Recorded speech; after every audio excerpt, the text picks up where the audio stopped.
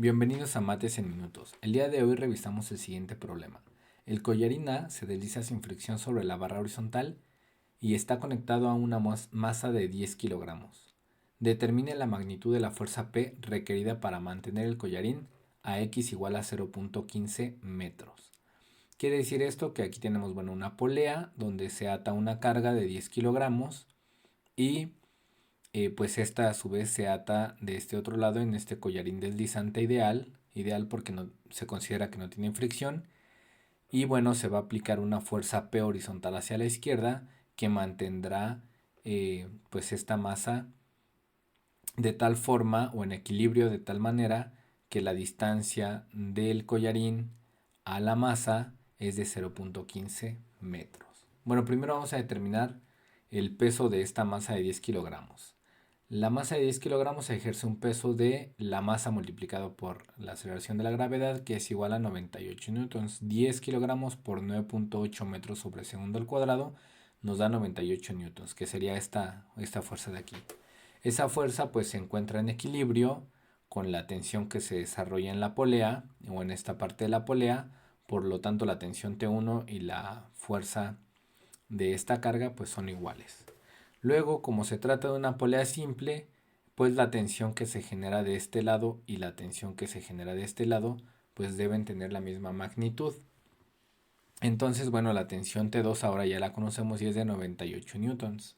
Finalmente, lo que nosotros sabemos si analizamos las fuerzas que actúan aquí en el collarín, tenemos la fuerza horizontal hacia la izquierda de P y la componente horizontal de la tensión T2 hacia la derecha. Bueno, aquí esta flecha indica el equilibrio sobre la polea, pero sobre el collarín se desplazaría hacia la derecha.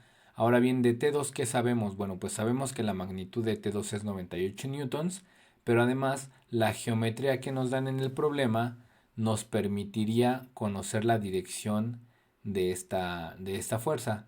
¿Por qué? Porque en el cateto opuesto y en el cateto adyacente nosotros conocemos las dimensiones. El cateto opuesto, que equivale a la altura de la polea, pues es de 0.5 metros, sería el cateto opuesto. Y el cateto adyacente, que sería la parte horizontal, que estoy aquí indicando, pues sería X. Entonces decimos que la dirección de T2 se puede determinar con X igual a 0.15 y la altura de la polea, es decir, 0.5 metros. Con esto entonces determinamos que el ángulo alfa en el que está aplicado esta tensión T2 sería el arco tangente de 0.5 sobre 0.15.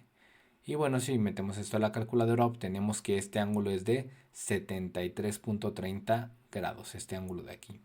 Finalmente entonces ya tenemos la tensión T2, ya tenemos la dirección en la que se aplica, podemos calcular su componente X, que sería el que se encuentra en este cateto.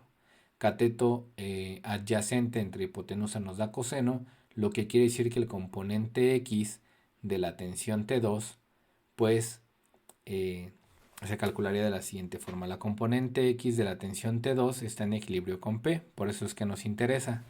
Y la componente X de la tensión T2 sería la tensión T2 multiplicado por coseno de 73.30 grados, que es el ángulo que acabamos de determinar.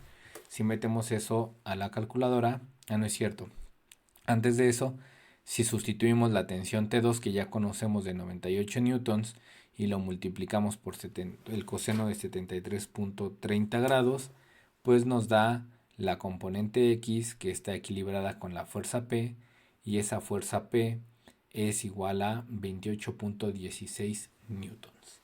Bueno, esto es lo que pide el problema y bueno, aquí cabe destacar que bueno, el caso este es ideal porque se considera que este collarín no tiene fricción. Evidentemente que como tiene pues sostenida esta carga de 10 kilogramos o esta masa de 10 kilogramos, pues definitivamente tendrá una fricción. Pero bueno, para este caso académico e ilustrativo, la fuerza que necesitaríamos aplicar de forma horizontal hacia la izquierda es de 28.16 newtons. ¿Para qué?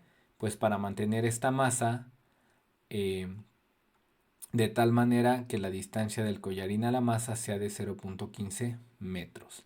Repito, el problema está un tanto idealizado por las condiciones que presenta, pero bueno, es lo que se solicita en este ejercicio.